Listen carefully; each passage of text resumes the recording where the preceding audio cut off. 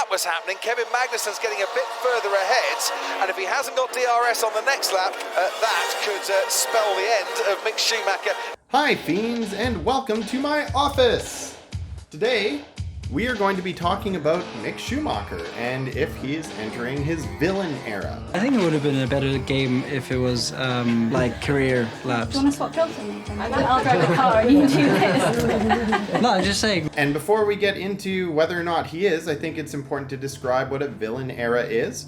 And to me, that's when somebody stops worrying about whether or not people like them, and they get more concerned with either speaking the truth, pursuing victory, or speaking truth to power. Those are really the ways in which I would say you can define somebody's villain era. So now I think the real question is Mick Schumacher in his villain era? So Mick Schumacher recently has had a few spicy moments on camera. I think that we could have had points today, but for some reason or another, we didn't.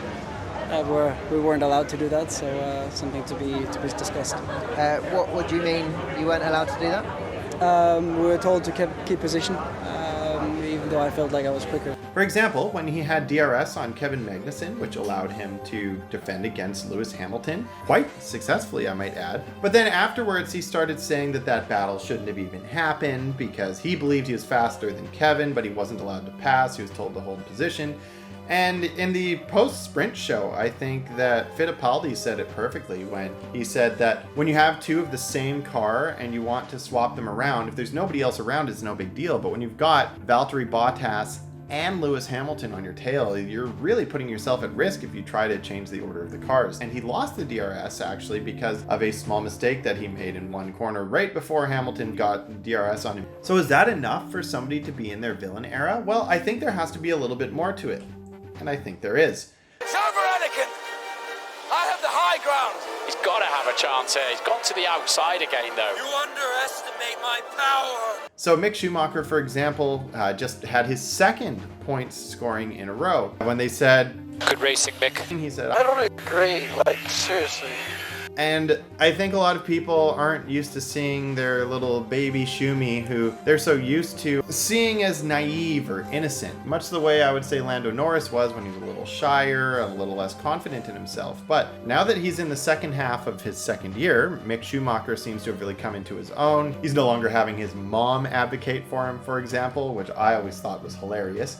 And I know that Vettel is kind of like a paternalistic or a mentor figure to him. But at the same time, I think that we're not seeing other people rush to Mick's defense when he's being criticized or when he's stirring the pot. Now I think he's more advocating for himself. He's more confident.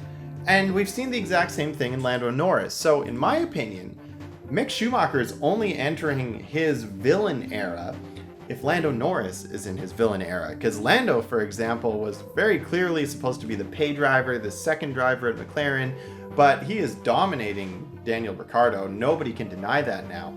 And Lando Norris is also getting a little cheekier. He also just seems to be more sure of himself. So when the car wasn't doing so well, he was saying so unabashedly. He wasn't putting any sort of sugarcoating on it. And he was saying things that were uncomfortable for people to hear because, in his opinion, they were the truth and they needed to be said. And I think Mick Schumacher is doing the exact same thing. Now that he believes in himself, now that he believes he has at least established his own credibility, that he can now start saying things that otherwise he might have bit his tongue in response to. And I love that.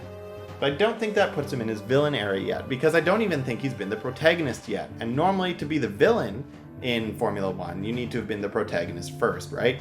Everybody wants to dethrone whoever is dominating. Max Verstappen is very quickly becoming that. Max Verstappen is probably the one who is well into his villain era at the moment, especially because the British media always loves to portray the non-British protagonist as the antagonist. But then there comes the other side of things. Maybe we're in an era now where people just love having a villain protagonist, like they loved Thanos in Avengers Infinity Wars and Avengers Endgame.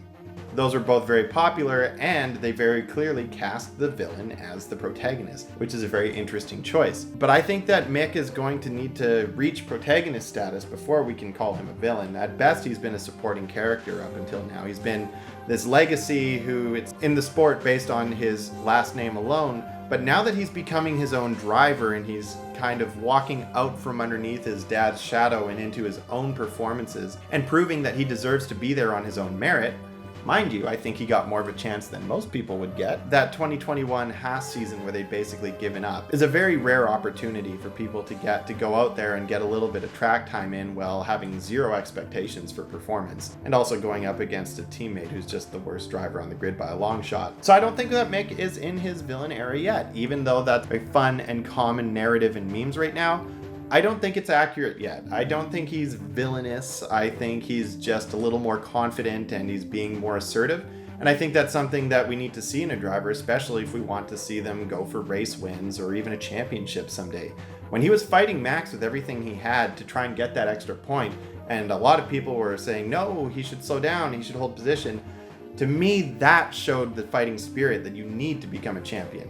And to become a champion, you often have to be willing to become the villain. And I think he's willing to do so. I just don't think he's there yet. His best chance so far to get past Mick Schumacher. The second part might be slightly easier because he consistently gets a better exit out of turn 3, and on this occasion, Hamilton gets DRS. If you like this kind of content, please like the video. It helps a lot with getting it shown to others. Same with sharing it with friends who might have similar interests. You may already even be talking about this because of all the memes that have been going around. Subscribe to the channel if you want to see more like this. My name is Stacey Hewen, and let's be fiends together.